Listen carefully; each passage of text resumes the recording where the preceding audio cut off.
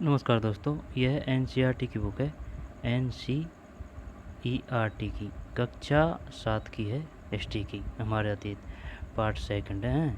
इसमें अपना 8वां पार्ट है और ये ऑथेंटिक बुक है। अब लगने को तो ऐसा लगता है कि भाई कुछ नहीं है इन किताबों में या फिर पाठ में, लेकिन भाई साहब यहाँ से शानदार क्वेश्चन आ सकता है और आएगा और आए हैं, क्योंकि ऑथेंटिक बुक और ऑथेंटिक बुकों का कोई तोड़ नहीं होता है। इसलिए हर एग्ज़ाम के लिए इम्पोर्टेंट है, चाहे वो छोटी से छोटी एग्ज़ाम हो या फिर बड़ी से बड़ी एग्ज़ाम हो, क्योंकि क्वेश्चन ऑप्शनों से टफ पड़ते हैं। जैसे कि अगर दे दिया कथन कारण वाले हैं या फिर सम्मिलित कीजिए, अब इनमें से कोई फैक्ट दे दिया या फिर कोई रेगिस्तान का दे दिया, नीचे 4 ऑप्शन दे दिया, तो उसको कैसे करेगा? अगर याद है और अगर पढ़ा है तो ही तो कर पाएंगे। तो पहले ऑथेंटिक बुक, और अगर एक्स्ट्रा पढ़ना चाहो तो इसके बाद में और कुछ कर सकते हो, लेकिन ये तो अच्छी तरह याद होना ही चाहिए। तो चलिए शुरू करते हैं। 18वीं शताब्दी में नए राजनीतिक गठन। 18वीं शताब्दी में नए राजनीतिक गठन। 18वीं शताब्दी में नए राजनीतिक गठन। यदि आप मानचित्र 1 और 2 को ध्यानपूर्वक देखेंगे तो आपको पता चलेगा कि 18वीं शताब्दी के पूर्वार्ध के दौरान उपमहाद्वीप में कुछ विशेष रूप से उल्लेखनीय घटनाएं घटी। गौर कीजिए कि कई स्वतंत्र राज्यों की वजह से मुगल साम्राज्य की सीमाएं किस तरह से बदली। आप यह भी देखें कि 1765 तक एक अन्य शक्ति यानी ब्रिटिश सत्ता ने पूर्वी भारत के बड़े बड़े हिस्सों को सफलतापूर्वक हड़प लिया था। सफलतापूर्वक ये मानचित्र हमें यह दर्शाते हैं कि 18वीं शताब्दी एक ऐसी अवधि थी जब भारत में राजनीतिक परिस्थितियां अपेक्षाकृत एक छोटे से समयांतराल में बड़ी तेजी से अचानक बदलनी शुरू हो गई थी। इस अध्याय में हम 18वीं शताब्दी के पूर्वार्ध, मोटे तौर पर 1707 में जब औरंगजेब की मृत्यु हुई थी, से 1761 तक जब पानीपत की तीसरी लड़ाई के दौरान उपमहाद्वीप से उत्पन्न हुई नई राजनीतिक शक्तियों के बारे में पढ़ेंगे। 1761 तक जब पानीपत की तीसरी जब औरंगजेब की मृत्यु कब हुई थी? 1707 में। पानीपत की तीसरी लड़ाई कब हुई थी? 1761 में। उत्पन्न हुई नई राजनीतिक शक्तियों के बारे में पढ़ेंगे। नक्शों को याद कर लेते हैं, पहले से पढ़ चुके हैं, पहला पॉइंट को ना। लाहौर, ये चिन्ना का मतलब है ये इधर पहले थे, इधर और इधर, मैंने लाहौर, सिख, पानीपत, दिल्ली, जाट का थोड़ा सा एरिया था, जोधपुर, जयपुर, भरतपुर, आगरा, ग्वालियर। भरतपुर से ग्वालियर कम ही दूर है भाई। अवध, लखनऊ है ना, और गुजरात, बड़ौदा, भोपाल, मालवा, मराठा, पूना, हैदराबाद, हैदराबाद, इसके बाद में बंगाल, मुर्शिदाबाद। अब ये बार बार क्वेश्चन आते हैं, बार बार आएंगे अब ये। मुर्शिदाबाद, अवध है ना, ग्वालियर, ठीक है ना। मराठाओं का काफ़ी प्रसार हुआ था भाई। मुग़ल साम्राज्य की बाहरी सीमा 1700, यानी कि ये इतना एरिया था मुग़लों का, अफ़गानिस्तान तक सीमा थी, बल्क तक। बस ये दक्षिण का एरिया रिया है ये।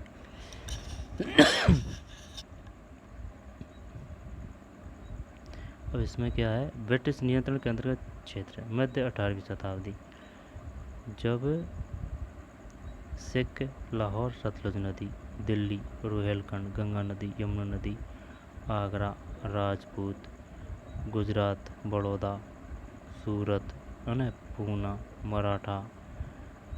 मराठा और रुहेलखंड। देखिए ये एरिया था, सिर्फ इतना सा एरिया था, और इतना सा एरिया के बाद में धीरे धीरे भाई साहब अंग्रेज़ों ने पूरे भारत पर कब्जा कर लिया, ठीक है ना। यानी कि वो कहते हैं ना कि आंगड़ी पकड़ के पूरा पोंछा पकड़ लिया, हाथ पकड़ लिया, ऐसा किया था। लेकिन भाई इनके भी कुछ कारण थे जिन वजह से इनको विजय मिली थी। इनकी तो देख एक सोची समझी विचारधारा होती थी, और उनका एक संगठन होता था, ठीक है ना, और एक डिसीजन नहीं लेता था, जैसे कि कोई भी कुछ काम या फिर कोई के साथ में युद्ध लड़ना है या संधि करनी है या फिर किसी को हड़पना है, तो वो एक डिसीजन नहीं लेता था, उनकी कमेटी होती थी पूरी, आई समझ में, और उनके ऊपर के ऊपर ऐसे वो दबाव में रहते थे। ये नहीं है कि एक के जची उसने ऐसे कर दिया, या फिर राजाओं किसी नहीं है कि चल भाई ये इससे लड़ रहा है और ये इससे लड़ रहा है, ठीक है ना। ऐसे कुछ प्लस पॉइंट थे, इस वजह से अंग्रेज़ों को भारत पर राज करने का मौका मिला था, आई समझ में। और तभी तो थोड़ी सी या फिर छोटी सी संख्या होने के बावजूद काफ़ी इतने बड़े साम्राज्य पर शासन किया था। भाई कारण ये है ना कि ये संगठित थे, कम थे लेकिन संगठित थे, और एकदम ट्रेंड सैनिक थे, साधन संपन्न थे, और इनकी सहायता करने वाले थे। जैसे कि अगर यहाँ संकट आया है, यहाँ कलकत्ता में, बंगाल में संकट आया, तो ये इधर जाके इसकी हेल्प कर देगा। अपने राजाओं के ऐसे नहीं था। इनकी बात है अंग्रेज़ों के टाइम की। ठीक है। सिख, लाहौर, दिल्ली, आगरा, राजपूत, सिंध, गुजरात, बड़ौदा। बड़ौदा कहाँ है? ये है बड़ौदा। सूरत, बम्बई, मराठा, पूना, गोवा, कृष्ण नदी, कावेरी नदी, ये ताप्ती नदी है भाई, है ना। उड़ीसा, फिर ये महानदी है ना। हैदराबाद, उत्तरी सरकार, कलकत्ता, ढाका, बंगाल, मुर्शिदाबाद। बंगाल की राजधानी थी मुर्शिदाबाद। राजमुंदरी, मूसलीपट्टनम। ये पूछ लिया जाता है, बताइए मूसलीपट्टनम था पूर्वी तट पर या पश्चिम तट पर? पूर्वी। मैसूर, आरकाट, मैसूर है ना कर्नाटक, ये अलग दे रखा है यार, अपन कर्नाटक यहाँ मानते हैं, लेकिन ये उस समय की बात है। मद्रास, पांडिचेरी। पांडिचेरी किनके अधीन थी? फ्रांसीसियों के। गोवा, पुर्तगाली। ये सेंट डेविड किला काफ़ी बड़ा था भाई, सेंट डेविड किला अड्डा था इन अंग्रेज़ों का। त्रावणकोर। ठीक, आगे चलते हैं। 18वीं शताब्दी के मध्य ब्रिटिश क्षेत्र। अध्याय 4 में तालिका 1 देखें। औरंगजेब के शासनकाल के किन किन लोगों ने मुगल सत्ता को सबसे लंबे समय तक चुनौती दी? कुछ छोटा थोड़ी है। 18वीं शताब्दी में नए राज्यों का गठन। इसके बाद में मुगल साम्राज्य और परिवर्तित मुगलों के लिए संकट की स्थिति। अध्याय 4 में आपने देखा कि मुगल साम्राज्य अपनी सफलता की ऊंचाई पर किस प्रकार पहुंचा था। फिर 17वीं शताब्दी के अंतिम वर्षों में उसके सामने तरह तरह के संकट किस प्रकार खड़े होने लगे। क्या आ रहा है? मुगल साम्राज्य और परवर्ती मुगलों के लिए संकट की स्थिति। ठीक है। संकट शताब्दी के अंतिम वर्षों में उनके सामने तरह तरह के संकट किस प्रकार खड़े होने लगे। ऐसा अनेक कारणों से हुआ। बादशाह औरंगजेब ने दक्कन में 1679 से लंबी, दक्कन में अभियान कब किया था औरंगजेब ने? 1679 लंबी लड़ाई लड़ते हुए साम्राज्य के सैन्य और वित्तीय संसाधनों को बहुत अधिक खर्च कर दिया था। औरंगजेब के उत्तराधिकारियों के शासनकाल में साम्राज्य के प्रशासन की कार्य कुशलता समाप्त होने लगी। कार्य कुशलता और मनसबदारों के शक्तिशाली वर्गों को बस में यानी कि कंट्रोल में रखना केंद्रीय सत्ता के लिए कठिन हो गया। ये किताब इतनी शानदार है ना, जो इनमें समझाने की कोई ज़रूरत ही नहीं है। अगर एक बार एक तरीके से एक बार ही ढंग से पढ़ लिया ना, तो फिर मामला एकदम चित्त है। ठीक है ना। तो चलिए, वर्गों को बस में रखना केंद्रीय सत्ता के लिए कठिन होगा। सूबेदार के रूप में नियुक्त अभिजात अक्सर राजस्व और सैन्य प्रशासन, दीवानी एवं फौजदारी दोनों कार्यालयों पर नियंत्रण रखते थे। सैन्य प्रशासन, अभिजात अक्सर राजस्व और सैन्य प्रशासन यानी कि दीवानी व फौजदारी। इससे मुगल साम्राज्य के विशाल क्षेत्र पर उनके विस्तृत राजनीतिक, आर्थिक, सैन्य शक्तियाँ मिल गई। जैसे जैसे सूबेदारों ने प्रांतों पर अपना नियंत्रण सुदृढ़ किया, राजधानी में पहुंचने वाले राजस्व की मात्रा में कमी आती गई। उत्तरी तथा पश्चिम भारत के अनेक हिस्सों में हुए जमींदारों और किसानों के विद्रोह और कृषक आंदोलनों ने इन समस्याओं को और भी गंभीर बना दिया। कभी कभी ये विद्रोह बढ़ते हुए करों के भार के विरुद्ध किए गए थे, और कभी कभी ये शक्तिशाली सरदारों के द्वारा अपनी स्थिति को सुदृढ़ बनाने की कोशिश थी। कभी कभी ये शक्तिशाली सरदारों द्वारा अपनी स्थिति को सुदृढ़ बनाने की कोशिश थी। अतीत में विद्रोही समूहों ने मुगल सत्ता को चुनौती दी थी। अतीत में भी विद्रोही समूहों ने मुगल सत्ता को चुनौती दी थी, परंतु अब ऐसे समूहों ने क्षेत्रों के आर्थिक संसाधन का प्रयोग अपनी स्थितियों को मजबूत करने के लिए किया। एक मिनट, क्या कह रहा है? कभी कभी ये विद्रोह बढ़ते हुए करों के भार के विरुद्ध किए गए थे। एक तो ये कारण था। क्वेश्चन कैसे देगा वो? कथन कारण बढ़ा देगा। जब ये देगा, देख जैसे कि कह दे दिया, कथन दे दिया कि भाई कभी कभी ये विद्रोह बढ़ते हुए करों के भार के विरुद्ध किए गए थे, और फिर अगला दे देगा इसमें से कुछ ऐसे आएगा। शक्तिशाली सरदारों के द्वारा अपनी स्थिति को सुदृढ़ बनाने की कोशिशें थी।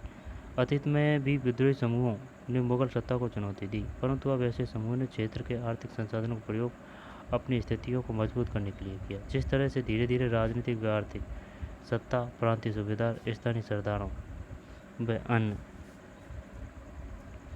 समूह के हाथों में आ रही थी। औरंगजेब के उत्तराधिकारी इस बदलाव को रोक नहीं सके। जिस तरह से धीरे धीरे राजनीतिक व आर्थिक सत्ता प्रांतीय सूबेदारों, स्थानीय सरदारों व अन्य समूहों के हाथ में आ रही थी, औरंगजेब के उत्तराधिकारी इस बदलाव को रोक नहीं सके।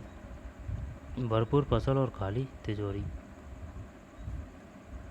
एक तत्कालीन लेखक ने साम्राज्य के वित्तीय दिवालीपन का वर्णन इन शब्दों में किया है। तत्कालीन लेखक का नाम क्या था? अमीर खुसरो तो नहीं था? पता नहीं है, दे नहीं रखा है। बड़े जमींदार निस्सहाय और निर्धन हो गए। उनके किसान वर्ग में दो फसलें उगाते हैं, लेकिन उन्हें दोनों में से कुछ नहीं मिलता। बड़े जमींदार निस्सहाय और निर्धन हो गए हैं। उनके किसान वर्ष में दो फसलें उगाते हैं, लेकिन उन्हें दोनों में से कुछ नहीं मिलता। उनके स्थानीय गुमास्ते मतलब गुमास्ते एक तरह से किसानों के हाथ के कठपुतली बने रहते हैं। जैसे इसमें किसान अपने ऋणदाता के वश में रहता है जब तक कि वह साहूकार का कर्जा नहीं चुका देता। इस प्रकार संपूर्ण व्यवस्था एवं प्रशासन इतना चकनाचूर हो चुका है कि यद्यपि किसान अपनी फसल के जरिए मानो सोना बटोरता है, लेकिन उसके मालिक जमींदार को एक तिनके का टुकड़ा भी नहीं मिलता। ऐसी हालत में जमींदार सशक्त सेना कैसे रख सकते हैं जिनकी उसे आशा की जाती है? वे अपने सैनिकों को जो लड़ाई के समय उनके आगे आगे चलते हैं और घोड़सवारों जो उनके ठीक पीछे चलते हैं, पैसा कहाँ से देंगे? बात तो सही है भाई। इस आर्थिक राजनीतिक संकट के बीच ईरान के शासक नादिर शाह ने 1739 में दिल्ली पर आक्रमण किया और संपूर्ण नगर को लूटकर बड़ी भारी मात्रा में धन दौलत ले गया। नादिर शाह के आक्रमण के बाद अपना अफगान शासक अहमद शाह अब्दाली के आक्रमणों का तांता लगा रहा। उसने तो 1748-61 के बीच 5 बार उत्तरी भारत पर आक्रमण किया और लूटपाट मचाई। यानी कि नादिर शाह ने कब आक्रमण किया था? 1739 में। 1739 में नादिर शाह ने, और अहमद शाह अब्दाली ने 1748 से 61। नादिर शाह 39 है ना, और अहमद शाह अब्दाली नादिर शाह के बाद है 48 से 61। 5 बार किया था भाई, उत्तरी भारत पर आक्रमण किया और लूटपाट मचाई। नादिर शाह का दिल्ली पर आक्रमण। नादिर शाह के आक्रमण के परिणामस्वरूप दिल्ली में जो विध्वंस हुआ उसका वर्णन समकालीन प्रेक्षकों मतलब पता नहीं भाई, शायद इतिहासकार होगा। समकालीन प्रेक्षकों या लेखकों होगा, प्रेक्षकों ने किया था। समकालीन लेखकों ने किया था, लेखकों है प्रेक्षकों का मतलब। इनमें से एक ने मुगल कोष से जिस तरह धन लूटा गया उसका वर्णन इस तरह से किया है। 60 लाख रुपए और कई हजार सोने के सिक्के, लगभग 1 करोड़ रुपए के सोने के बर्तन, लगभग 50 करोड़ रुपए के गहने, जवाहरात और अन्य चीज़ें ले गया, जिनमें से कुछ तो इतनी बेशकीमती की दुनिया में उनका मुकाबला कोई नहीं कर सकता। जैसे तख्ते तौस यानी मऊर सिंहासन। कौन ले गया था? नादिर शाह। एक अन्य वृत्तांत में दिल्ली पर आक्रमण के प्रभाव का वर्णन मिलता है। जो कभी मालिक थे अब बड़ी दर्दनाक हालत में आ गए, जिन्हें कभी भरपूर आदर इज्जत दी जाती थी, उन्हें अब प्यास बुझाने के लिए पानी भी नहीं मिलता था। अलग अलग पड़े लोगों को उनके कोनों से खींचकर बाहर निकाल दिया गया। अलग अलग पड़े लोगों को उनके कोनों से खींचकर बाहर निकाल दिया गया। दौलतमंदों को भिखारी बना दिया गया। जो शौकीन लोग कभी तरह तरह के सुंदर कपड़े पहनकर पोशाकों का नया फैशन चलाते थे, अब नंगे घूमने लगे। और जिनके पास जमीन जायदाद की कोई कमी नहीं थी, वे अब बेघर हो गए। नया शहर शाहजहानाबाद अब मलबे का ढेर बन गया। नया शहर शाहजहानाबाद। नादिर शाह ने तब शहर के पुराने मोहल्ले पर हमला बोला और वहाँ की सारी दुनिया को तबाह कर डाला। शहर के पुराने मोहल्लों पर। नया शहर कौन था? शाहजहानाबाद। और पुराने मोहल्लों पर तबाह कर डाला। नादिर शाह का 1779 का एक चित्र, ये नादिर शाह है भाई।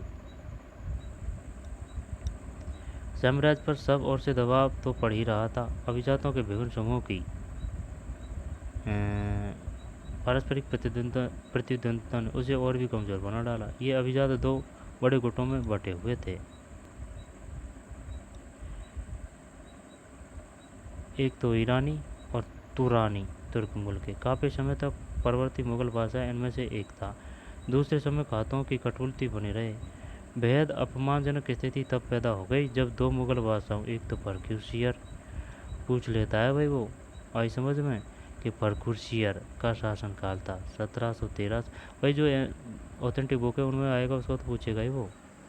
अभी परक्यूसियर है ना, इनका कम मिलता है वो गाइड वगैरह में। परक्यूसियर 1713 से 1719 यानी कि पाँच नहीं 6 साल है ना, 6 3 9 6 साल शासन किया था फर्क 1713 से 1719। और आलमगीर द्वितीय परकुशियर के बाद में आलमगीर 1754 से 59 की हत्या हो गई।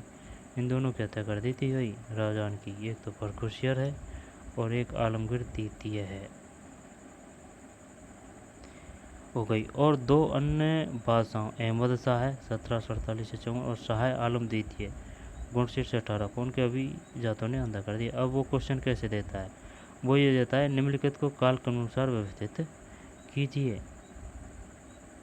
तो पहले है परकुशियर के बाद है आलमगीर द्वितीय, फिर इनके बाद में है अहमद शाह है, बादशाह अहमद शाह है, फिर है शाह आलम द्वितीय 59 से 1759 से 1816। ये जरूरी है भाई। परकुशियर 1713 1719, परकुशियर के बाद में आलमगीर द्वितीय है ना 54 से 59, आलमगीर द्वितीय के बाद में दो अन्य बादशाह अहमद शाह है 48 से 54 और शाह आलम द्वितीय 59 से 1816 उनके अभिजातों ने अंधा कर दिया।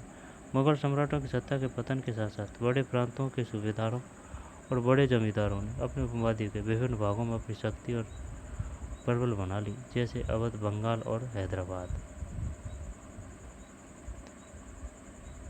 बड़े प्रांतों के सूबेदार, बड़े जमींदार उपमहाद्वीप के विभिन्न भागों में अपनी शक्ति और प्रबल बना ली, जैसे अवध, बंगाल और हैदराबाद।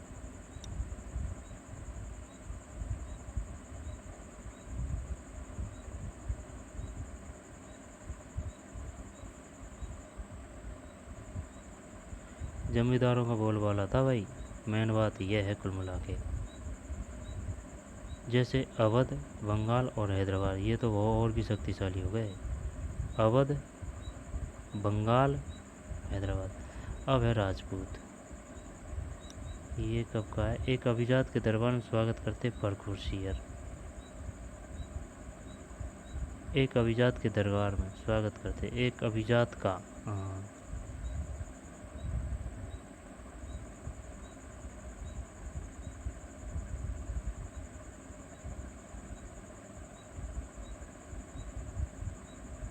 ये देखिए लगा रखा है मंडप सा। राजपूत, बहुत से राजपूत घराने विशेष रूप से आम्बेर है ना, जयपुर का आम्बेर, उसको बोलते हैं अंबर, शुद्ध रूप है। अंबर और जोधपुर के राजघराने मुगल व्यवस्था में विशिष्टता के साथ सेवारत रहे। आम्बेर और जोधपुर सेवारत रहे। बदले में उन्हें अपनी वतन जागीरों पर पर्याप्त स्वायत्ता का आनंद लेने की अनुमति मिली हुई थी। अब 18वीं शताब्दी में इन शासकों ने अपने आसपास के इलाकों पर अपने नियंत्रण का विस्तार करने के लिए अपने हाथ पांव मारने शुरू किए। जोधपुर के राजा अजीत सिंह ने भी मुगल दरबार की गुटिया राजनीति में अपने पैर फंसा दिए। किसने? अजीत सिंह ने। अजीत सिंह कहाँ का था? जोधपुर का था भाई।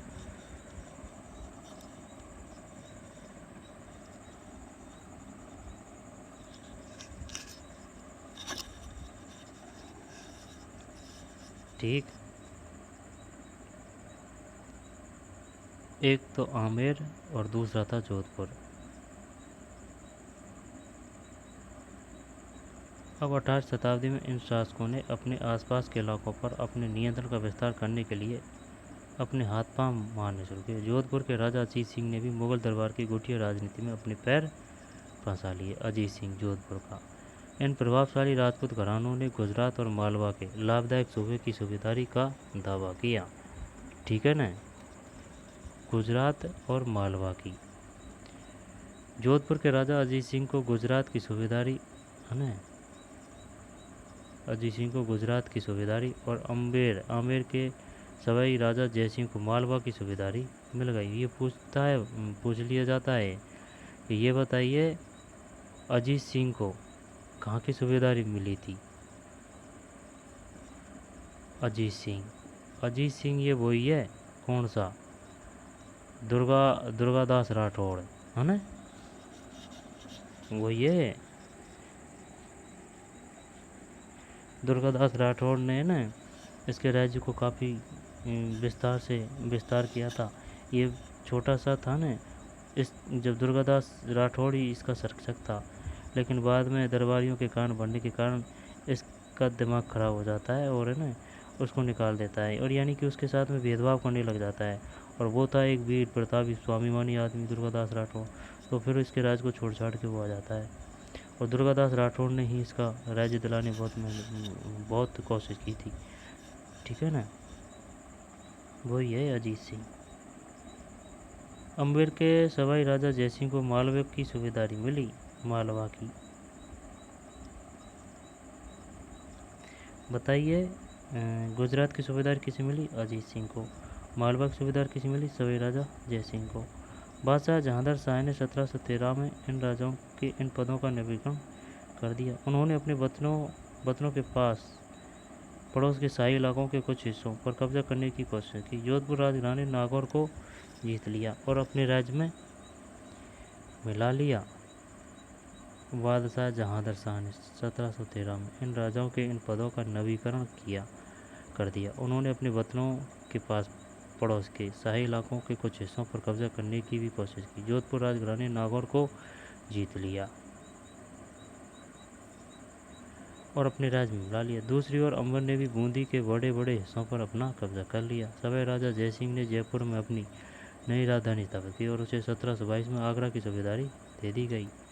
यानी कि सवाई जयसिंह को मिली थी एक तो आगरा की सूबेदारी। याद रखना, यहाँ से क्वेश्चन आता है बार बार, तो बताइए सवाई जयसिंह को सूबेदारी दी गई थी। एक तो है ये आगरा की और एक थी मालवा की। अजीत सिंह को कहाँ की सूबेदारी मिली थी, गुजरात की। कोई दिक्कत नहीं, दे दी गई। नई राजधानी स्थापित की और उसे 1700 में आगरा की सूबेदारी दे दी गई। 1740 के दशक में राजस्थान में मराठों के अभियानों ने इन रजवाड़ों पर भारी दबाव डालना शुरू कर दिया, जिससे उनका विस्तार आगे होने से रुक गया। ठीक है। 1722 में आगरा की सूबेदारी दे दी गई। कब? 1722 में। और 1740 के दशक में राजस्थान में मराठों के अभियानों ने इन रजवाड़ों पर भारी दबाव डालना शुरू कर दिया, जिससे उनका अपना विस्तार आगे होने से रुक गया। फिर मराठा आ गए भाई 1740 में। जयपुर के राजा जयसिंह। 1732 के फारसी वृत्तांत में राजा जयसिंह का वर्णन। राजा जयसिंह अपनी सत्ता की चरम सीमा पर थे। 12 वर्ष के लिए वे आगरा के सूबेदार रहे। 12 वर्ष के लिए वे आगरा के सूबेदार रहे और 5 या 6 वर्ष के लिए मालवा के उनके पास विशाल सेना, तोपखाना तथा भारी मात्रा में धन संपदा थी। उनका प्रभाव दिल्ली से लेकर नर्मदा के तट तक फैला हुआ था। दोबारा देख ले 1732 के एक फारसी वृत्तांत में राजा जयसिंह का वर्णन। राजा जयसिंह अपनी सत्ता की चरम सीमा पर थे। 12 वर्ष के लिए वे आगरा के सूबेदार रहे। 12 वर्ष के लिए वे आगरा के सूबेदार रहे और 5 या 6 वर्ष के लिए मालवा के।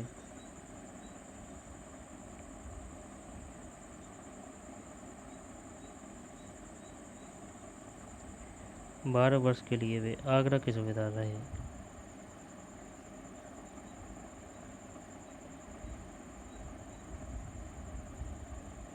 और 5-6 वर्ष के लिए मालवा के।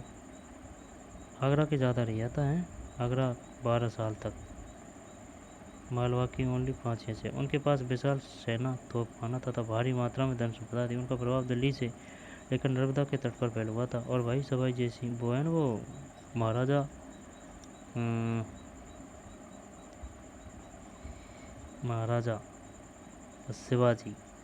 शिवाजी महाराजा शिवाजी को हरा दिया था भाई संधि करने के लिए मजबूर कर दिया था। यही राजा जय सिंह ने। कहाँ से था ये? जयपुर से। आगरा की सूबेदारी कब तक रही थी? 12 साल। और मालवा की 5 या 6, 1732 की एक। ठीक। ये फ़ोटो है देख, पुराना फ़ोटो है, मेहरानगढ़ किला जोधपुर। अब का फ़ोटो होता तो रंगीन दे देता वो, लेकिन पुराना फ़ोटो है।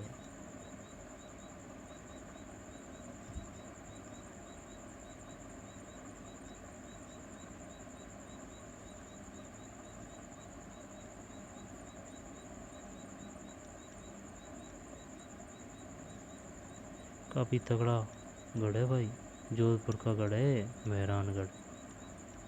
मेहरानगढ़ फोर्ट तगड़ा है ना।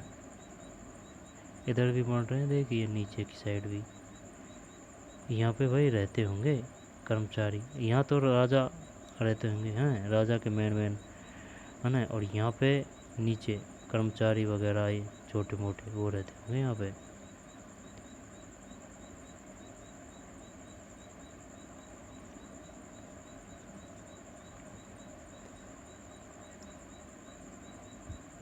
कई राजपूत शासकों ने मुगलों का अधिराजत्व स्वीकार किया था, लेकिन मेवाड़ एकमात्र ऐसा राजपूत राज्य था जिसने मुगल सत्ता को चुनौती दी। राणा प्रताप 1572 में उदयपुर तथा मेवाड़ के बड़े क्षेत्र पर नियंत्रण के साथ मेवाड़ की राजगद्दी पर आसीन हुए। 1572। राणा के पास मुगल अधिराजत्व को स्वीकार करने के लिए कई दूतों को भेजा गया, लेकिन वे अपने निर्णय पर दृढ़ रहे। राणा प्रताप ने भाई साहब अधीनता स्वीकार नहीं कि नहीं कि हम उनको नहीं चाहिए कोई भी स्वतंत्रता यहाँ पर चल भाई के हम तुम्हारे अंडर में काम कर लेंगे, अपन तो स्वतंत्र रहेंगे चाहे मरना मंजूर हो।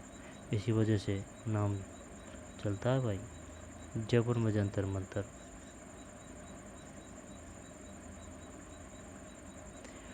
अम्बेर के शासक सवाई जयसिंह ने दिल्ली, जयपुर, उज्जैन, मथुरा और वाराणसी 5 खगोलीय वेधशालाओं का निर्माण किया। ये क्वेश्चन आता है यार बार बार।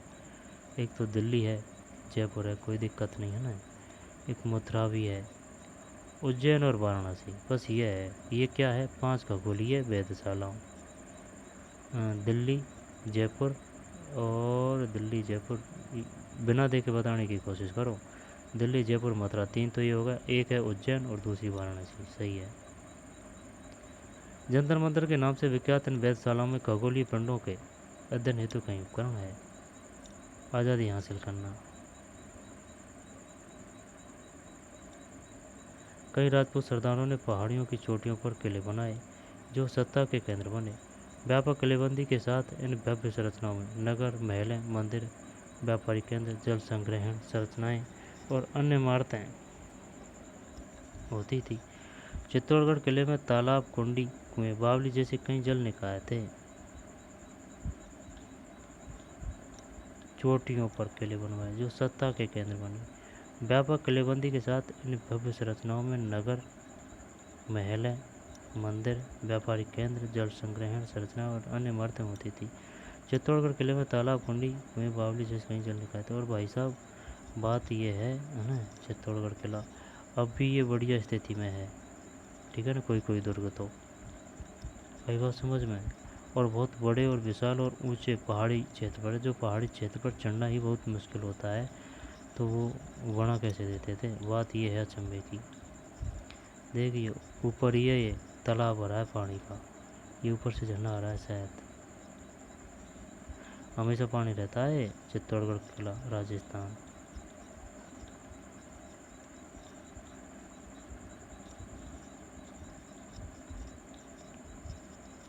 एक अभिजातीय देख लिया ना करते परकुरशियर। अब बता सकता है तो परकुरशियर का शासनकाल था। क्रम बता सकता है कि वो पड़ा था जो? नहीं यार। परकुरशियर 13 से 19, परकुरशियर के बाद में आलमगीर द्वितीय 54 से 59, फिर अहमद शाह है और शाह आलम द्वितीय। अहमद शाह है और शाह आलम द्वितीय 59 से 1816।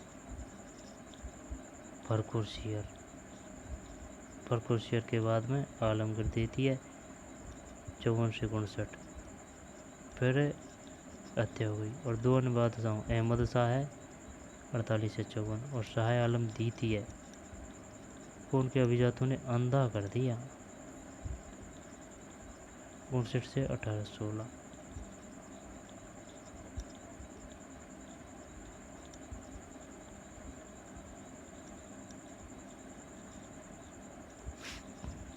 आगे चलते हैं। आज़ादी हासिल करना। सिख। अध्याय 6 में आपने पढ़ा कि 17वीं शताब्दी के दौरान सिख एक राजनीतिक समुदाय के रूप में गठित हो गए। इससे पंजाब के क्षेत्रीय राज्य निर्माण को बढ़ावा मिला। गुरु गोविंद सिंह ने 1699 में खालसा पंथ की स्थापना से पूर्व उनके पश्चात राजपूत व मुगल शासकों के खिलाफ कई लड़ाई लड़ी। ये आ चुका है। खालसा पंथ की स्थापना की थी 1699 में। किसने? गुरु गोविंद सिंह ने। 1699 खालसा पंथ गुरु गोविंद सिंह 1699। लड़ाइयाँ लड़ी। 1760 में गुरु गोविंद सिंह की मृत्यु के बाद 1708 में गुरु गोविंद सिंह की मृत्यु के बाद बंदा बहादुर के नेतृत्व में खालसा ने मुगल सत्ता के खिलाफ विद्रोह किए। उन्होंने बाबा गुरु नानक और गुरु गोविंद सिंह के नामों वाले सिक्के गढ़कर अपने शासन को सार्वभौम बताया।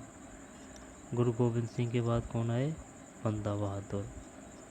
खालसा ने मुगल सत्ता के खिलाफ विद्रोह की। उन्होंने बाबा गुरु नानक और गुरु गोविंद सिंह के नामों वाले सिक्के गढ़कर अपने शासन को सार्वभौम बताया। सतलज और यमुना नदियों के बीच के क्षेत्र में उन्होंने अपने प्रशासन की स्थापना की। 1715 में बंदा बहादुर को बंदी बना लिया गया और उसे 1716 में मार दिया गया। भाई गुरु गोविंद सिंह के बाद में बंदा बहादुर।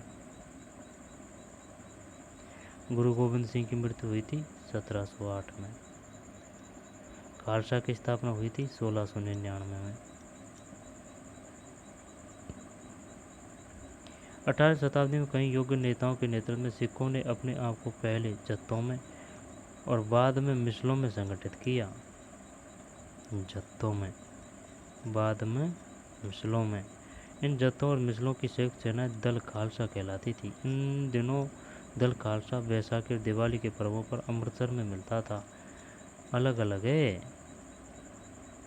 अपने आप को पहले जत्थों में, जत्थों के बाद में ये हो गया मिसलों में संगठित किया। इन जत्थों और मिसलों की संयुक्त सेनाएं दल खालसा, यानी दोनों की, जत्थों और मिसलों की। उन दिनों दल खालसा बैसाखी और दिवाली के पर्वों पर अमृतसर में मिलता था। इन बैठकों में वे सामूहिक निर्णय लिए जाते थे, दिवाली और बैसाखी, जिन्हें गुरुमत्ता, गुरु के प्रस्ताव कहा जाता था। भाई गुरुमत्ता। कब कब बैठक होती थी? बैसाखी और दिवाली के दिन। किसकी? अब वो ये देगा, बताइए। दल खालसा की बैठक होती थी बैसाखी और दिवाली के पर्व पर, ठीक है ना। और गुरुमत्ता क्या है? गुरु के प्रस्ताव कहा जाता था। सिखों ने राह की व्यवस्था स्थापित की, जिसके अंतर्गत किसानों से उनकी उपज का 20% कर के रूप में लेकर बदले में उन्हें संरक्षण प्रदान किया जाता था। एक मिनट, जब देखें जत्थों के बाद मिसलों के बाद में दल खालसा, बैसाखी दिवाली, फिर गुरुमत्ता यानी कि गुरु के प्रस्ताव कहा जाता। सिखों ने राह की व्यवस्था स्थापित की, जिसके अंतर्गत किसानों से उनकी उपज का 20% कर के रूप में लेकर बदले में उन्हें संरक्षण प्रदान किया जाता था।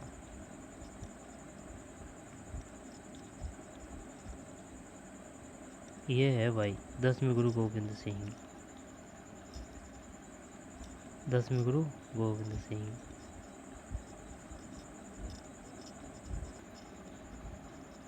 10वें गुरु गोविंद सिंह है। कुत्ता है, घोड़ा, बाज है। गुरु गोविंद किस क्रम के थे? 10वें।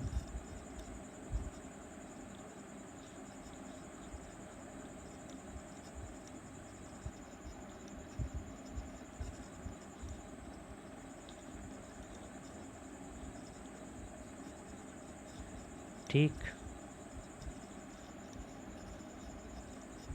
तलवार है महाराणा रणजीत सिंह की तलवार,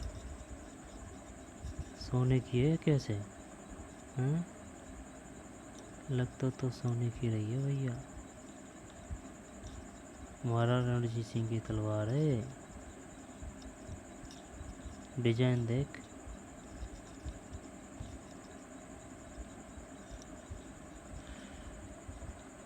ठीक। खालसा से आपका अभिप्राय है, खालसा से क्या अभिप्राय है? क्या आपको याद है कि इसके बारे में आपने अध्यक्ष में पढ़ा है? गुरु गोविंद सिंह ने खालसा को प्रेरित किया था कि शासन उनके बैग में है, राज करेगा खालसा। शासन उनके बैग में है, राज करेगा खालसा। अपने सुनिश्चित संगठन के कारण खालसा पहले मुगल सूबेदारों के खिलाफ और फिर अहमद शाह अब्दाली के खिलाफ सफल विरोध प्रकट कर सका। अहमद शाह अब्दाली ने मुगलों से पंजाब का समृद्ध प्रांत और सरहिंद की सरकार को अपने कब्जे में कर लिया था।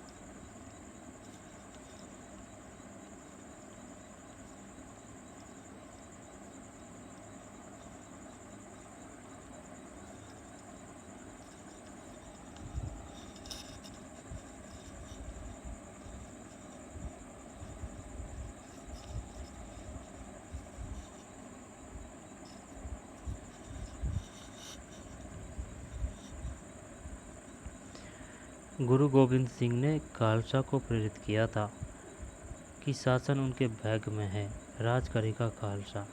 ये नारा था भाई किसका? गुरु गोविंद सिंह। अपने सुनिश्चित संगठन के कारण खालसा पहले मुगल सूबेदारों के खिलाफ फिर अहमद शाह अब्दाली के खिलाफ सफल विरोध प्रकट कर सका। अहमद शाह अब्दाली ने मुगलों से पंजाब का समृद्ध प्रांत और सरहिंद की सरकार को अपने कब्जे में कर लिया था। अच्छा, सफल विरोध प्रकट कर सका। अहमद शाह अब्दाली ने मुगलों से पंजाब का समृद्ध प्रांत और सरहिंद की सरकार को अपने कब्जे में कर लिया था भाई अहमद शाह अब्दाली वो था ना वो,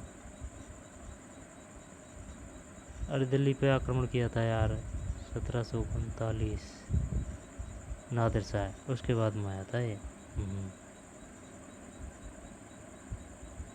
खालसा ने 1765 में अपना सिक्का गढ़कर सार्वभौम शासन की घोषणा की। यह महत्वपूर्ण है कि सिक्के पर उत्पन्न शब्द वही थे जो बंदा बहादुर के समय में खालसा के आदेशों में पाए जाते थे। जो बंदा बहादुर के समय में खालसा में आदेशों में, बंदा बहादुर को मौत मार दिया था भाई मुगलों ने उस समय,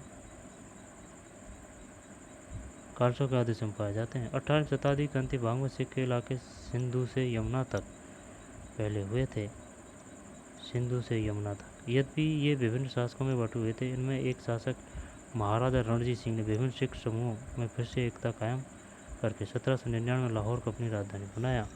वो बात तो सही है तेरी, लेकिन अंग्रेज़ों ने कभी पंजाब पे शासन नहीं किया भाई, ठीक है ना, अंडर में ले लिया था लेकिन शासन में नहीं किया था, और फिर भी एक क्षेत्र में किया था, कुछ ऐसे है, स्वतंत्र ही रहा था भाई पंजाब,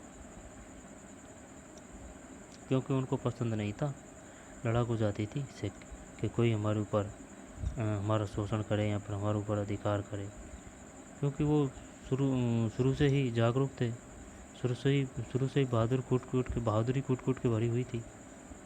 18वीं शताब्दी के अंतिम भाग में सिख इलाके सिंधु से यमुना तक फैले हुए थे। यद्यपि विभिन्न शासकों बटे हुए थे, इनमें से एक शासक महाराजा रणजीत सिंह ने विभिन्न सिख समूह में फिर से एकता कायम करके 1799 में लाहौर को अपनी राजधानी बनाया। लाहौर को राजधानी किन्होंने बनाया था? रणजीत सिंह ने। 1799 की बात है। वो बात तो तेरी सही है, लेकिन ये सन पहले भी आ चुकी है, 1799 में नहीं है, और हो गई, कुछ छूट थोड़ी रहा है। 10वें गुरु गोविंद सिंह।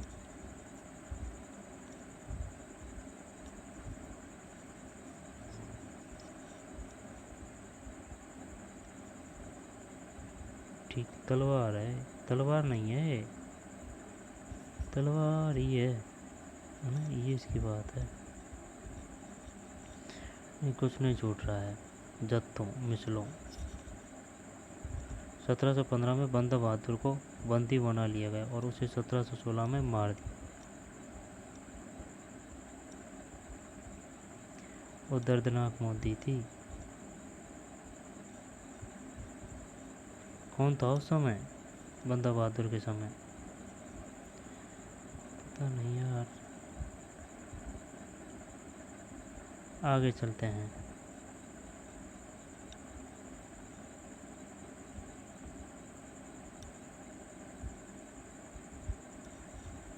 शिवाजी का रुख क्षेत्र है।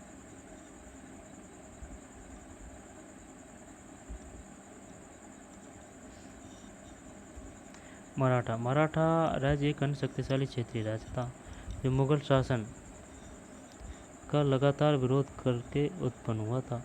शिवाजी 1627 से 1680 ने शक्तिशाली योद्धा परिवारों देशमुखों की सहायता से एक स्थायी राज्य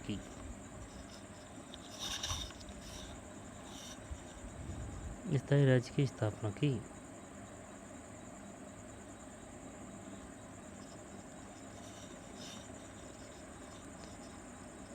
अब पढ़ते हैं मराठा। मराठा राज्य एक अन्य शक्तिशाली क्षेत्रीय राज्य था जो मुगल शासन का लगातार विरोध करके उत्पन्न हुआ था।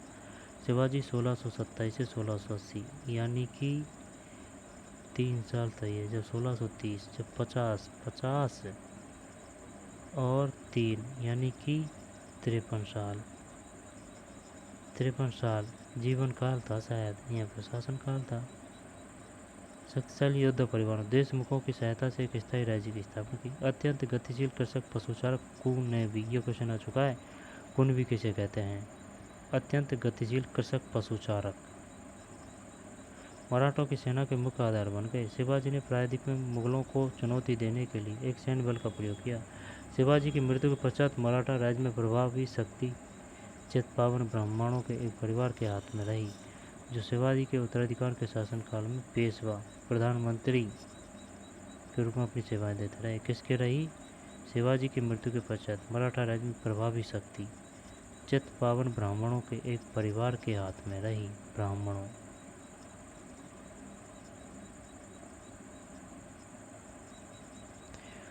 देते रहे। पुणे मराठा राज्य की राजधानी बन गया था। पेशवा की देखरेख में मराठों ने एक अत्यंत सफल सैन्य संगठन का विकास कर लिया। पेशवाओं की देखरेख में उनकी सफलता का रहस्य यह था कि वे मुगलों के किलाबंद इलाकों से टक्कर न लेते हुए उनके पास से चुपचाप निकलकर शहरों कस्बों पर हमला बोलते थे और मुगल सेना से ऐसे मैदानी इलाकों में मुठभेड़ लेते थे जहां रसद पाने और कुमक आने के रास्ते आसानी से रोके जा सके। और यही बेस्ट था भाई। खुले मैदान में लड़ना गलत है, क्योंकि भाई उनके पास में साधन संपन्न ज़्यादा है, ठीक है ना। क्योंकि लड़ाई लड़ी जाती है दिमाग से और अपने क्षमता को देख के, ठीक है ना, कि भाई अपन कैसे सफलता प्राप्त कर सकते हैं। ये बेस्ट था, कायर नहीं कर सकते ऐसे अपन, क्योंकि भाई उनके पास में साधन संपन्न है। वो तो उनकी तैयारी खुले मैदान की ही है और आपड़ी छापेमार युद्ध की ही है, हमला बोलते थे। और मुगल सेना में ऐसे मैदानी इलाकों में मुठभेड़ लेते थे जहां रसद आने और कुमक आने के रास्ते आसानी से रोके जा सकते थे। 1720 से 1761 के बीच मराठा साम्राज्य का काफ़ी विस्तार हुआ। उसने सैन्य और काफ़ी सफलतापूर्वक मुगल साम्राज्य की सत्ता को क्षति पहुंचाई। 1720 के दशक तक मालवा और गुजरात मुगलों से छीन लिए गए। 1720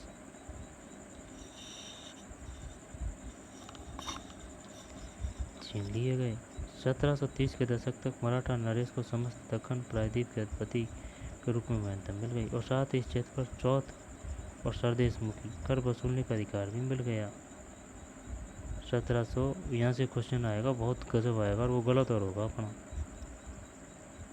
देखे 1720 के दशक तक मालवा और गुजरात मुगलों से छीन लिए। ये बताइए मुगलों के हाथों से मालवा और गुजरात कब निकल गए थे? 1720, 21, 22 और 23। 1720।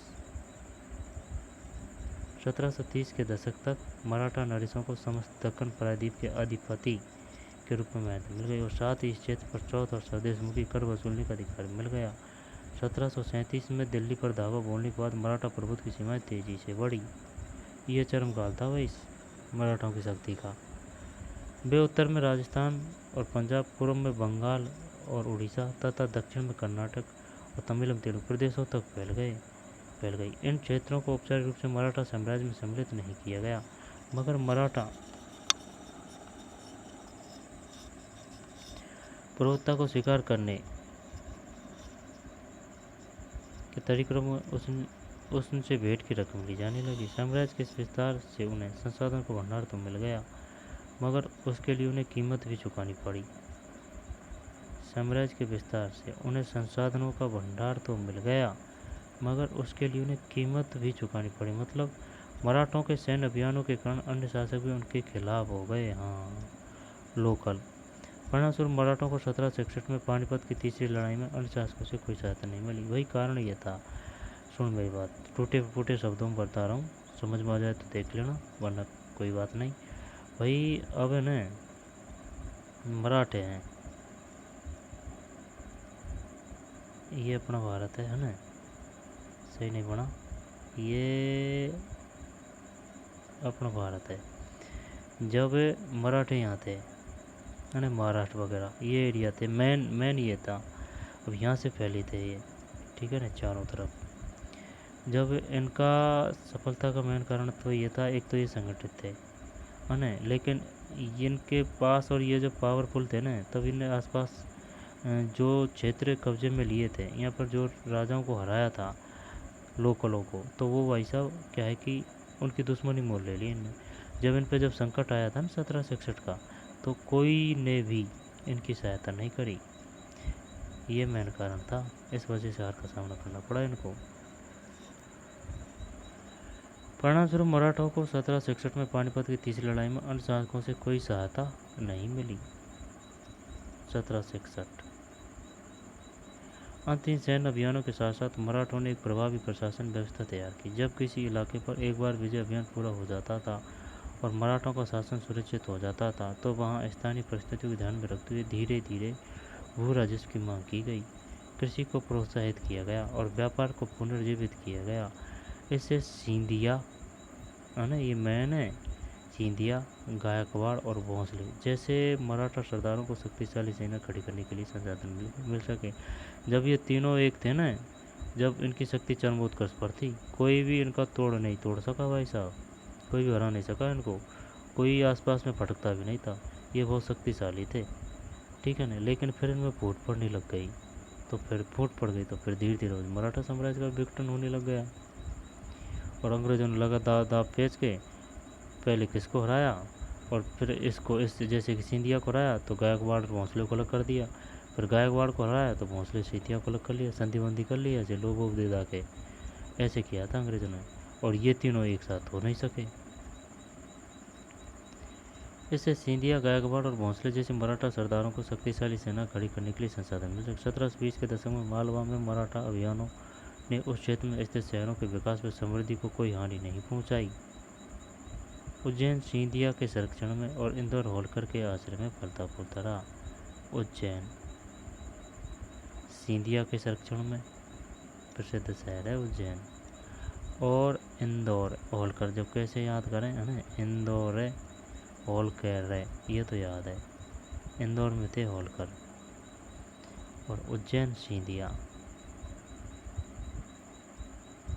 ये शहर हर तरह से बड़े और समृद्धशाली थे और वे महत्वपूर्ण वाणिज्यिक और सांस्कृतिक केंद्र के रूप में कार्य कर रहे थे। मराठों द्वारा नियंत्रित इलाकों में व्यापार के नए मार्ग खुले।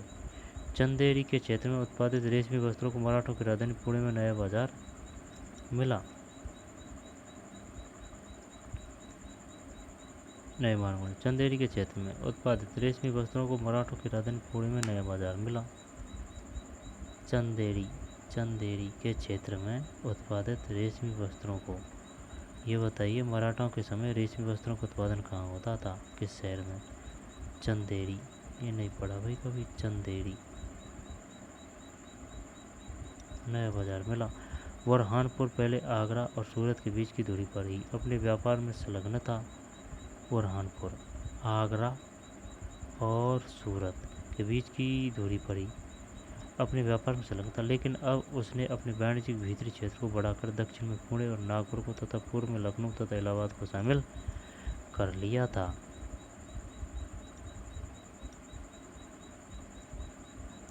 बुरहानपुर पहले आगरा और सूरत के बीच की दूरी पर ही अपने व्यापार में संलग्न था, ठीक है, लेकिन अब उसने अपने वाणिज्यिक भीतरी क्षेत्र को बढ़ाकर दक्षिण में पुणे और नागपुर को तथा पूर्व में लखनऊ तथा इलाहाबाद को शामिल कर लिया था। अब आ रहा यानी कि थोड़ा थोड़ा डिटेल आ रही है सभी की मेन।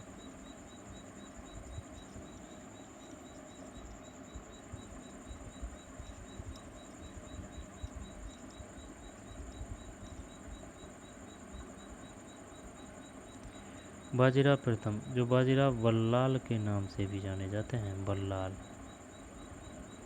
पेशवा बालाजी विश्वनाथ के पुत्र थे। वह एक महान मराठा सेनापति थे। उन्हें विंध्य के पार मराठा राज्य के विस्तार का श्रेय प्राप्त है तथा मालवा, बुंदेलखंड, गुजरात और पुर्तगालियों के खिलाफ सैन्य अभियानों के लिए भी जाने जाते हैं। बाजीराव प्रथम, जो बाजीराव बल्लाल के नाम से भी जाने जाते हैं, पेशवा बालाजी विश्वनाथ के पुत्र थे।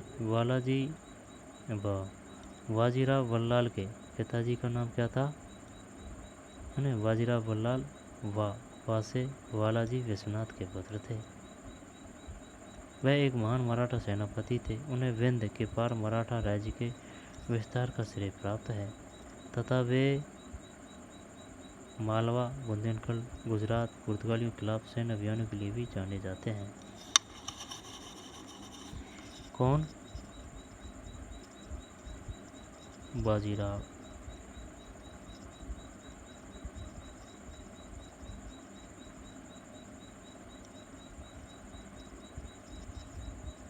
ठीक, इसके बाद में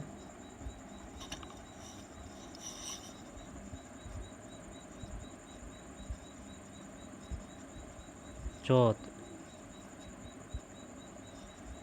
जमींदारों द्वारा वसूले जाने वाले, ये क्वेश्चन आ चुके हैं दोनों, चौथ और सरदेश में। चौथ क्या है?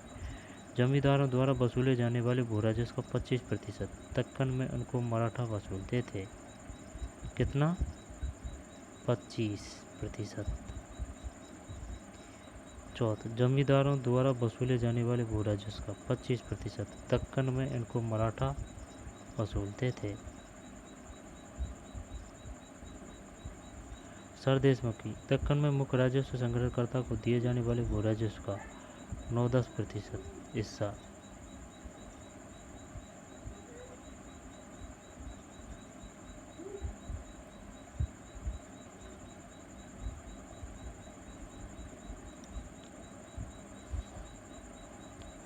चौथ और सरदेशमुखी।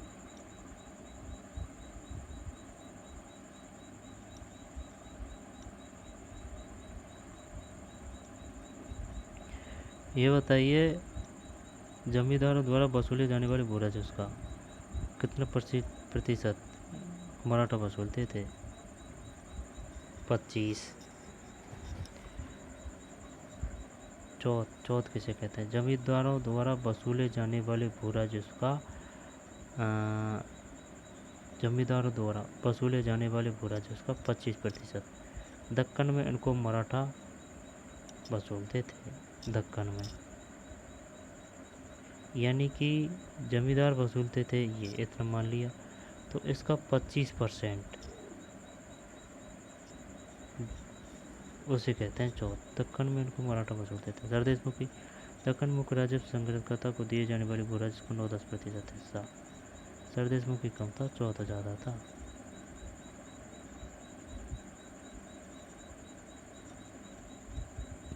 इसके बाद में शिवाजी का रूपचित्र। 17वीं सदी के अंत तक दक्कन में शिवाजी के नेतृत्व में एक शक्तिशाली राज्य के उदय की शुरुआत हुई, जिससे अंततः कौन सी है? 17वीं सदी के अंत तक उदय की शुरुआत हुई, जिससे अंततः एक मराठा राज्य की स्थापना हुई। शिवाजी का जन्म 1630 में शहाजी और जीजाबाई से हुआ। अपनी माता और अभिभावक दादा कोंडदेव के मार्ग निर्देशन में शिवाजी कम उम्र में ही विजय पथ पर निकल पड़े। जावली पर कब्जे ने उन्हें मालवा पठारों का अविवादित मुखिया बना दिया। जावली पर कब्जे ने उन्हें मेवाला पठारों का अविवादित मुखिया बना दिया, जिसने उनके क्षेत्र विस्तार का पथ प्रशस्त किया। बीजापुर और मुगलों के खिलाफ उनके कारनामों ने उन्हें विख्यात व्यक्तित्व बना दिया। वे अपने विरोधियों के खिलाफ प्राय गुरिल्ला युद्ध कला का प्रयोग करते थे। चौथ और सरदेशमुखी पर आधारित राजस्व संग्रह प्रणाली की सहायता से उन्होंने एक मजबूत मराठा राज्य की नींव डाली।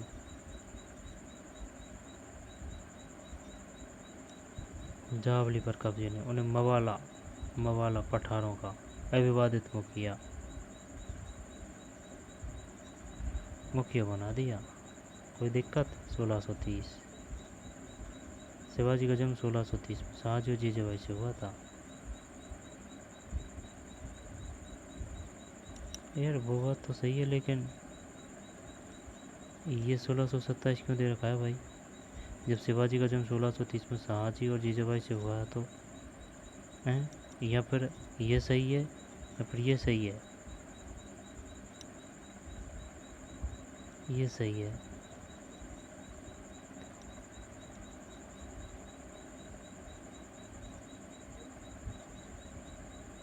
पहली बार अपन ने एनसीईआरटी में मिस्टेक निकाली है, तो मिस्टेक तो क्या है ना, इसका शायद ये जीवन काल होगा 1627 से 1680।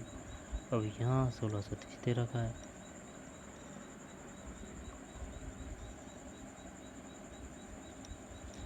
और थोड़ी कुछ महाराणा रणजीत सिंह की तलवार, ठीक।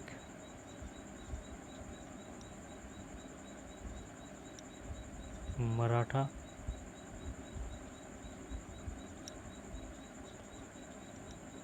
चौथ 25 सरदेशमुखी 9-10।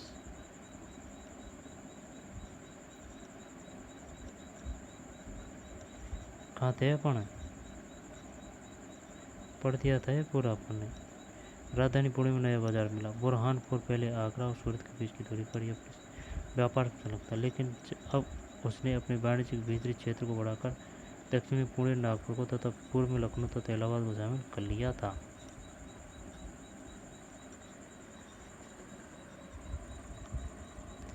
मराठों द्वारा नियंत्रित इलाकों में व्यापार के नए मार्ग खुले। चंदेरी के क्षेत्र में उत्पादित रेशमी वस्तुओं को मराठों की राजधानी पुणे में नया बाजार मिला। बुरहानपुर पहले आगरा और सूरत के बीच की दूरी पर ही अपने व्यापार में संलग्न था, लेकिन अब उसने अपने वाणिज्यिक भीतरी क्षेत्र को बढ़ाकर दक्षिण में पुणे, नागपुर को तथा पूर्व में लखनऊ तथा इलाहाबाद को शामिल कर लिया था। बाजीराव प्रथम, जो बाजीराव वल्लाल के नाम से भी जाने जाते हैं।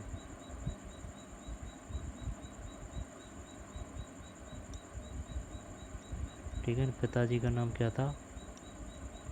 वालाजी विश्वनाथ।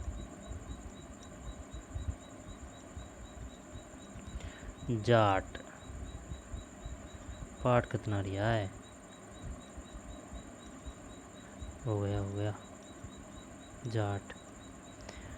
अन्य राज्यों की तरह जाटों ने भी 17वीं और 18वीं शताब्दियों में अपनी सत्ता सुदृढ़ की।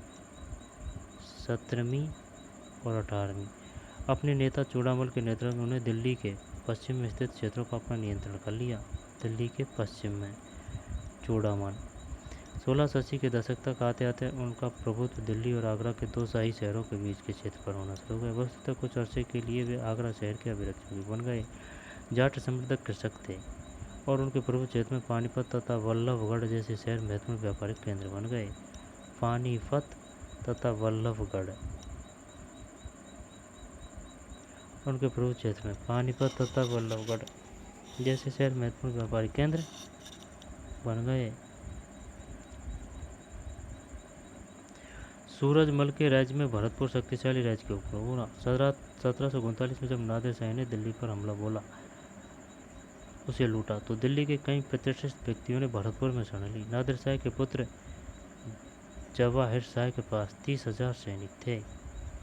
नादिर शाह के पुत्र जवाहिर शाह के पास उसने 20,000 अन्य सैनिक मराठाओं से लिए और 15,000 सैनिक सिखों से लिए। इन सब के बलबूते वह मुगलों से लड़ा।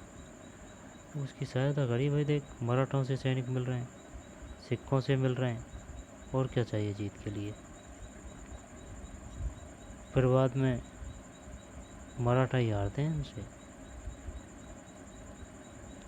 जवाहर सिंह के पास, नादिर शाह के पुत्र जवाहर सिंह के पास 30,000 सैनिक थे उसने 20,000 अन्य सैनिक मराठों से लिए, 15,000 सैनिक सिखों से लिए। इन सब के बलबूते पर वह मुगलों से लड़ा। जहाँ भरतपुर का किला काफ़ी हद तक पारंपरिक शैली में बनाया गया, वहीं टींग में जाटों ने अंबर और आगरा की शैलियों का समन्वय करते हुए एक विशाल बाग महल बनवाया।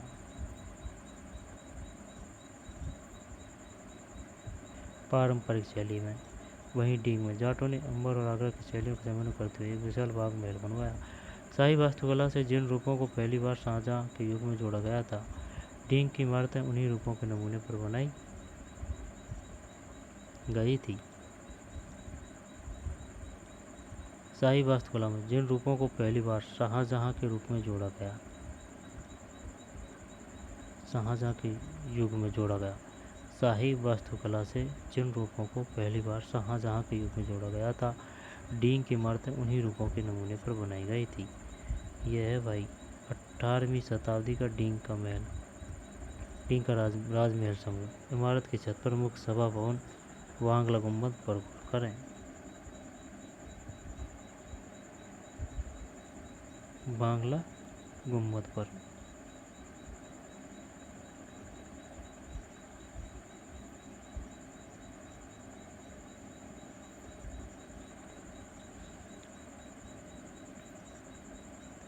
जाटों की शक्ति सूरजमल के समय प्रकाष्ठा पर पहुंची, जिन्होंने 1756 से 1763 के दौरान भरतपुर जाट राज्य को आधुनिक राजस्थान में संगठित किया। 1756 से 1763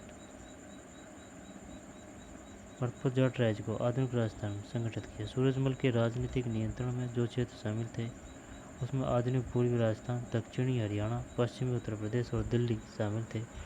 सूरजमल ने कई किले और महल बनवाए, जिनमें भरतपुर का प्रसिद्ध लोहागढ़ का किला इस क्षेत्र में बने सबसे मजबूत किलों में से एक था। दोबारा देख लें। जाटों की शक्ति सूरजमल के समय पराकाष्ठा पर पहुंची। पराकाष्ठा, जिन्होंने 1756 से 1763 के दौरान भरतपुर जाट राज्य को आधुनिक राजस्थान में संगठित किया। 56 से 63 यानी कि 4 60 यानी 7 साल। सूरजमल के राजनीतिक नियंत्रण में जो क्षेत्र शामिल थे, उसमें आधुनिक पूर्वी राजस्थान, दक्षिणी हरियाणा, पश्चिमी उत्तर प्रदेश, दिल्ली में शामिल थे। सूरजमल ने कई किले और महल बनवाए, जिनमें भरतपुर का प्रसिद्ध लोहागढ़ का किला इस क्षेत्र में बने सबसे मजबूत किलों में से एक था। टींग के महल है, टींग भरतपुर।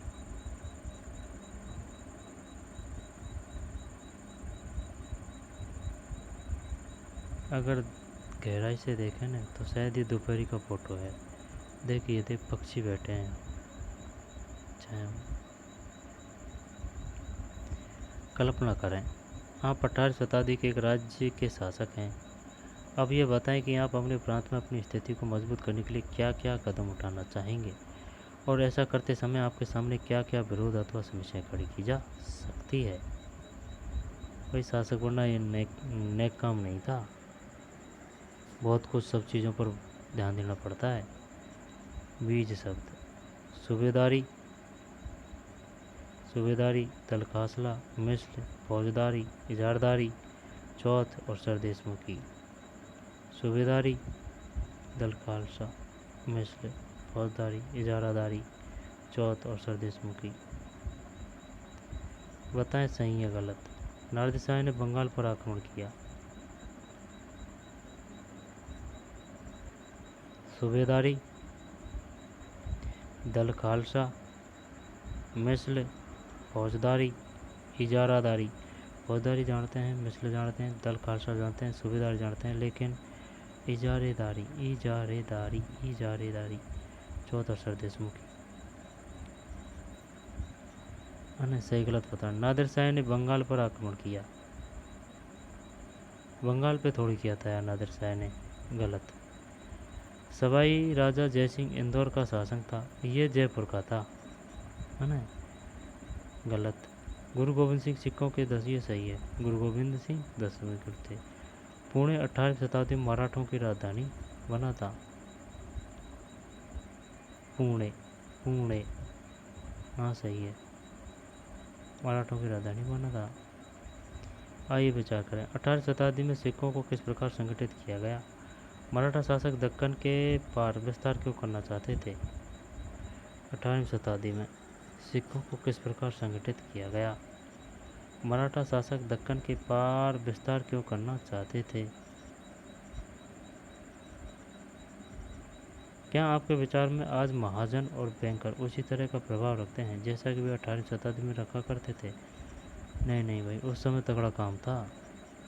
क्या अध्याय में लिखित कोई भी राज्य आपके अपने प्रांत में विकसित हुए थे। यदि हाँ, तो आपके विचार से 18वीं शताब्दी का जनजीवन आगे 21वीं शताब्दी के जनजीवन से किस रूप में भिन्न था।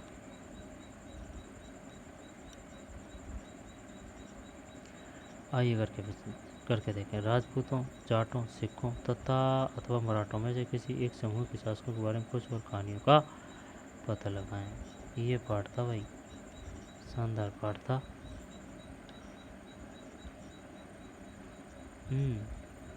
और थोड़ी है, दोबारा से देख लेते हैं। कुछ मैन हो रहा हो, कुछ ये डींग के महल है। 1680 के दशक तक।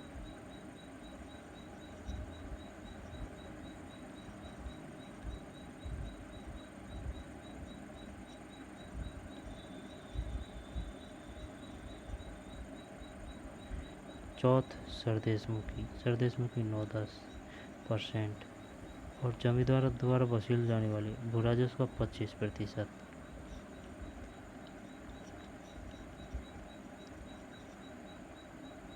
1726 से 1721 के बीच मराठा साम्राज्य का काफ़ी विस्तार हुआ।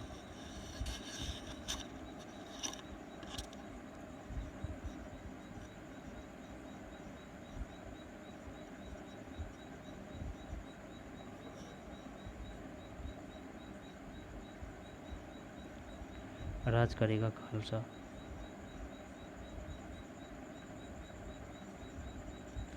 दसवें गुरु गोविंद सिंह।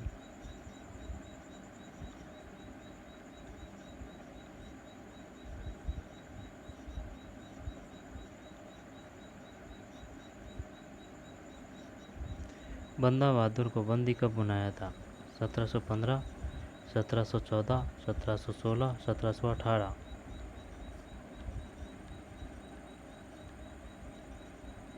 सिक्के मेहरानगढ़ किला जोधपुर।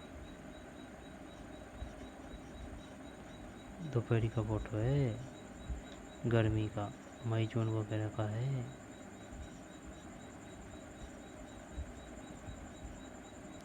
देख, काफ़ी ऊंचा है।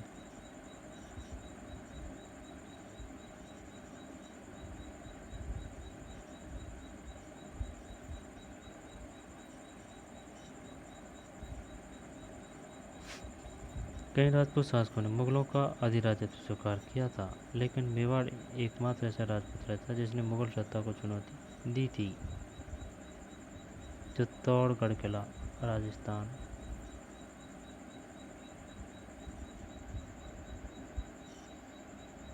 फर्रुखसियर 1713 से 19 है। आलमगीर द्वितीय है 1754 से 59 है, हत्या हो गई। दो अन्य बादशाहों अहमद शाह 48 से 54, शाह आलम द्वितीय 59 से 1816 को उनके अभिजातों ने अंधा कर दिया। नादिर शाह का 1779 का एक चित्र।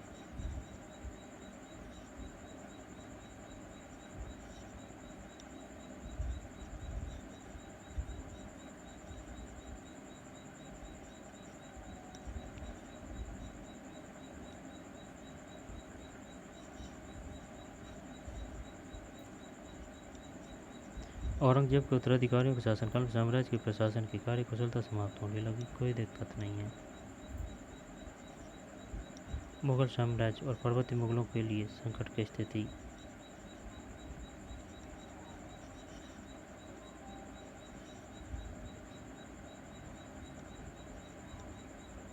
बड़ौदा, पूना, मराठा हैदराबाद, अवध, सिख, जाट। चलिए मिलते हैं नए वीडियो में। धन्यवाद।